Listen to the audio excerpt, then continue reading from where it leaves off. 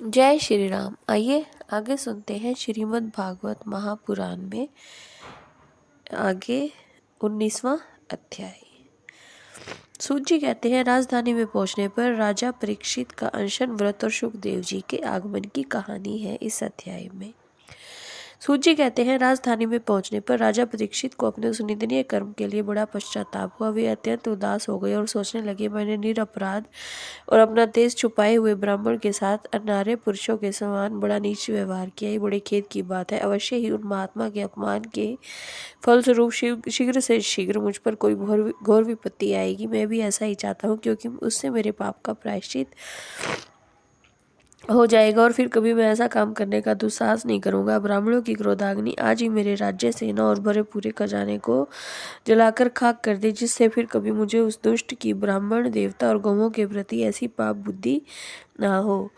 वे इस प्रकार चिंता कर ही रहे थे कि उन्हें मालूम हुआ ऋषि कुमार के शाप से तक्षक मुझे डसेगा। उन्हें वह धधकती हुई आग के समान तक्षक का डसना बहुत भला मालूम हुआ।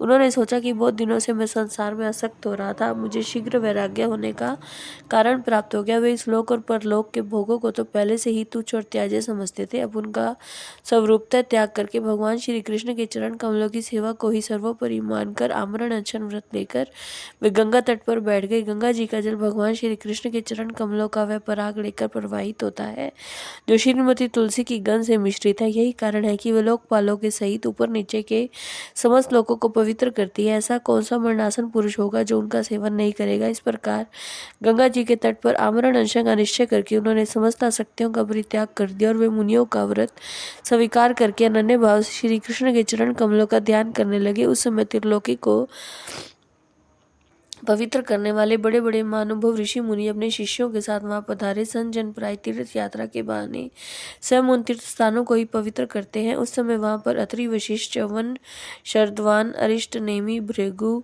अंगिरा, पराशर, विश्वामित्र, परशुराम, उत्य, इंद्र, प्रमद, इदम वा, मेधातिथि, देवल, आश्रिशेन, भारद्वाज, गौतम, पिपलाद, मैत्रेय और कवश, अगस्त्य, भगवान व्यास, नारद और इसके अतिरिक्त और भी कई श्रेष्ठ देवऋषि, ब्रह्म ऋषि, अरुण आदि राजऋषियों का आगमन हुआ। इस प्रकार विभिन्न गोत्रों के मुख्य मुख्य ऋषियों को एकत्रित देखकर राजा ने सबका यथा योग्य सत्कार किया और उनके चरण कमलों में सिर रखकर वंदना की।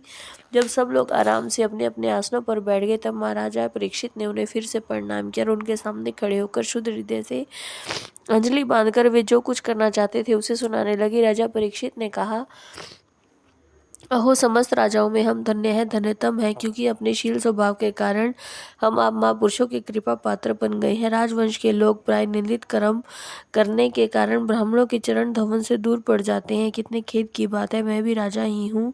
निरंतर देह में आसक्त होने के कारण मैं भी पाप रूप ही हो गया हूँ। इसी से स्वयं भगवान ही ब्राह्मण के शाप के रूप में मुझ पर कृपा करने के लिए पधारे हैं। शाप वैराग्य उत्पन्न करने वाला है, क्योंकि इस प्रकार के शाप से संसारासक्त पुरुष भय